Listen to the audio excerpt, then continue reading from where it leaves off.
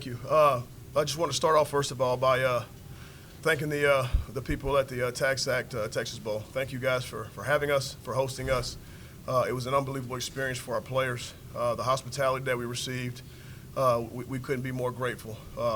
It was certainly a class act, a well-run venue, and we couldn't be more appreciative. So thank you guys for that. As it pertains to the game, I started off the week by saying obviously there would be no excuses. As you guys can see, that we went to battle here with a pretty limited roster, and yet I'm disappointed in myself that I couldn't have been better for the players today. I fully expected us to win the game. I thought we had a plan that we put together as a coaching staff that would lend to allowing our players to go out and make plays, and that plan was obviously not executed well. So I'm disappointed for our players, the effort and the resiliency that these guys showed in the midst of adversity. It's a hurtful feeling right now as a coach to go out there and fall short today. So I'm extremely proud of our seniors, the guys who chose to play and continue to represent LSU in the right way. Those guys gave so much to this program. And again, I'm disappointed that I couldn't allow those guys to go out and celebrate a victory today. The future at LSU is extremely bright. I can promise you this, regardless of the scenario, the kids that we have at LSU, they love LSU. It means something for them to put on that jersey every day, and we're going to continue to fight to the end. Coach Kelly's going to take these kids to new heights. I think these guys, they have a well-deserved break coming to them, and they're going to come back inspired. My message to the team following the game was to remember this feeling, allow it to drive you to be better. We start winter conditioning, we start spring practice. I want this feeling to completely drive our players to give more, to be more, and to never feel like this ever again. So with that, I'll take questions you guys have. Brad, the advocate, just the job that John Trey did tonight, what did you just think of how he kind of stepped into that role? Sure. When he was able to provide you like quarterback? The kid, I'm so proud of him. Obviously he hadn't played quarterback since high school. It was an unbelievable opportunity for him to finish his career. He's the epitome of a selfless kid, and what I mean by that is, he probably didn't have the career that he expected to, coming out of high school, and yet he never complained. He never wavered in his commitment to LSU. He never thought of transferring or quitting. He was a polar opposite. In fact, he was positive. He was selfless. He was giving. He was encouraging to his teammates. And so when he got an opportunity to play, the entire team rallied behind him. Obviously, quarterback is not his natural position, and so, there were mistakes that were made today. As a coach, we should have put him in a better position, so those mistakes weren't made. But in terms of the heart and effort that he gave, I couldn't ask for anything more. What led to the decision to make him the quarterback, and how did you have that conversation with him? Well, it wasn't anybody else. There were a lot of factors. Obviously Max Johnson transferring. Matt O'Dowd had an injury, where he was unable to play. Garrett Nussmeier, obviously there was a NCAA ruling that was not in his favor, and so he was not allowed to play in this game, or would have cost him a redshirt year. So we didn't want to put him in that position, and so really we were left with Tavian Falk and John Trey. So in regards to the conversation, our mantra has been next man up. We've dealt with so many things, opt-outs, transfers, COVID, injuries. We've had so many guys who've had to step up. So he was one of many, and so I knew the moment the opportunity presented itself, he'd jump at it, and he gave everything he had to help us.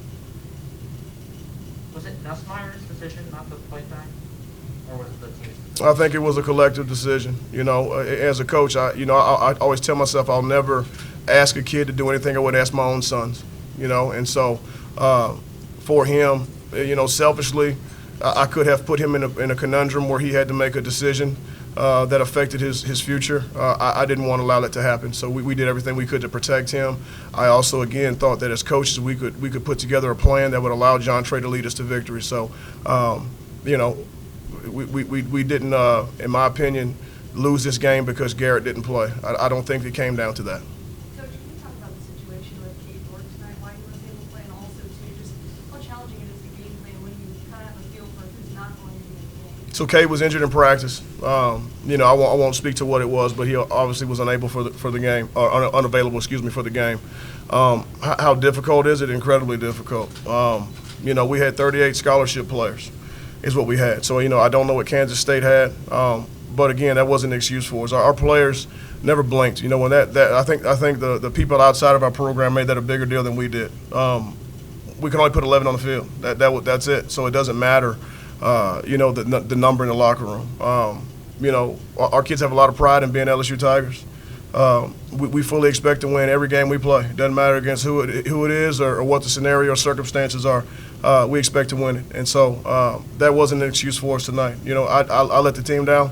I didn't put together a well enough executed plan that could have allowed us to win it, and so that's on me. Coach, maybe not an excuse, but how much did the war of attrition factor into the game? I'm sorry, pardon me? How much did the war of attrition, not much depth factor? You know, I did my best to protect these guys. You know, obviously with us being limited, I had to, you know, be smart in practice, and you know, we couldn't afford to get one kid hurt. I mean, we could not. We were that thin, and so you know, obviously being, you know, limited with numbers, it did affect the way that we practiced. You know, we probably could have, you know, done more in regards to the physicality, you know, in the nature of practice, but you know, there was also great risk in getting our guys injured. You know, so it showed up obviously in the first half in particular. We tackled poorly, and so I have a lot of regret about that. But you know, I had to make a decision. You know, in regards to how we practiced, I would rather have had our guys available for today and allow them to go out and compete than get them beat up in practice and not allow the game to go on. So, again, that's on me. Coach, there have been a lot of teams during this bowl season that have been in the same situation as you guys with a limited roster for one reason or another, and they haven't played. Hindsight, should you have played this game tonight? Absolutely. Absolutely. You know, there's 10 seniors in our locker room that all wanted to play. And we would not cheat them out of an opportunity to play. We don't back down from a challenge. That ain't who we are. It ain't what we stand for at LSU. We were going to play this game. You know what I mean? It's important for us. Every opportunity we get to compete, every opportunity we get to go represent our brand, we're going to take advantage of it. And so, no, there was never a thought in our mind of not competing or playing. We expected to win this game. Coach, what did this experience mean for you in your future at LSU? Like, what did you learn through this experience?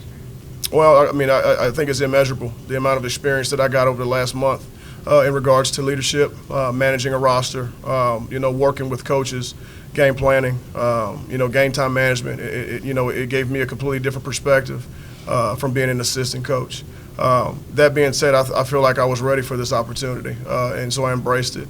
What I did learn really more so than anything is that, you know, a head coach is really only as strong as the support that he has. And so, you know, we obviously had a limited amount of, you know, assistant coaches available, but the guys that stepped up, our analysts, you know, quality control guys, GAs, the effort that they put in to coaching our guys, I can't be more thankful for. And so, you know, again, we busted our tail to put together a plan that would give us a chance to win, and I didn't get it executed. What can you share about your conversations with Coach Kelly and what you guys want to attack here in the coming weeks and months? Yeah, you bet. Well, I think he's got a great plan. You know, obviously, you know, with his experience, you know, he's won, you know, at really every level, you know, and so in the conversations that we've had, you know, really it's about, you know, managing our roster right now. You know, we have to recruit our roster, and what I mean by that is you know, keeping guys, you know, in the program, and then obviously, you know, creating a wholesale buy-in. And I think that he's been highly successful at that. I think our guys are excited to turn the page and go compete for him. You know, right now recruiting obviously is a big piece of it, you know, and so we're heavily involved with that, you know, with trying to acquire new talent, you know, that we can get in and develop and allow us to go play. So, you know, I've been excited about the staff that he's hired. I think he's gone out and he's hired winners. He's brought people in, you know, that fit the culture that he wants to build. You know, I really feel optimistic about the direction that LSU football is going to go. So, you know, our kids have nothing but great things to say about our strength staff. You know, those guys jump right in the middle of this thing and have begun coaching those guys.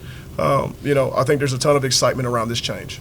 Coach, you guys could have easily folded, fighting back like you guys did till the very end. Under your leadership, what did it mean to see them? You know, there was about, you know, roughly 2 minutes left in the game, and you know, I obviously had to, to make a decision. You know, do you just eat it and let the clock run out and concede victory? And that ain't who we are. You know, we're from South Louisiana. We fight to the end. You know, we represent toughness. That's who we are. I was taught that from the time I was a little boy. You finish what you start. You know, and so yeah, there was a very slim chance we can come back and win that game. But to see our guys score a touchdown as time ran out, to me, is really metaphoric for who we are. You know, we're gonna fight to the end. The circumstances, the adversity, what's going on around us, it doesn't matter. We ain't ever gonna quit. You know, and so I hope our players take that with them. You know, not only in football but in life. You know, when the chips are down, you know, when you take a punch, you don't fold. You keep fighting and you keep fighting and you keep fighting. And so we did that today. We just fell short. Coach Davis, Besh went through warm-ups. Was the plan always not for him to play, or what happened with Jack? So Besh is recovering from COVID. Obviously, you guys can understand what COVID does to you know, our young people and you know, really adults for that matter too. So you know, he had a bout with COVID. He was committed to playing. I don't know that he was physically, you know, perhaps in the best condition, and so we wanted to limit him to really not allow him to go out and get hurt. I think if we would have you know, allowed him to be utilized in a heavier role, he would have jumped at that opportunity. But again, for me, I'm never going to ask a kid to do something I wouldn't ask my own children to do. And so we limited him, and we try to protect him. His future at LSU is going to be bright as the sun, you know. And so putting him out there and risking, you know, further injury was not wise. And so we limited him today. Coach, can I take one final question, please? Big Cage had a good game with defense. What do you think it meant to guys like that who might not normally have this sort of spotlight in the game? You bet. That's why guys come to LSU. You know, it really is hard to explain, you know, what it means to be able to strap up and go out there on that field and wear that purple and gold. There were so many guys that got their first, you know, quote unquote opportunities today. You know, Jaquelin Roy, you know, Greg Penn, seeing him out there running around. You know, obviously John Trey Kirkland. You know, there were so many guys. You know, Pig Cage, for example, as well. It really is hard to explain. I mean, the sense of joy that those guys had to go out there and be able to lay it all on the line for LSU. You know, those kids have a ton of pride. It means something for them to play here. Their teammates rallied around them. And you know, again, I wish I could have done a better job to allow those guys to have success today. You bet. Thank you, guys. Yep. Sorry for letting your house down. Sorry. All right.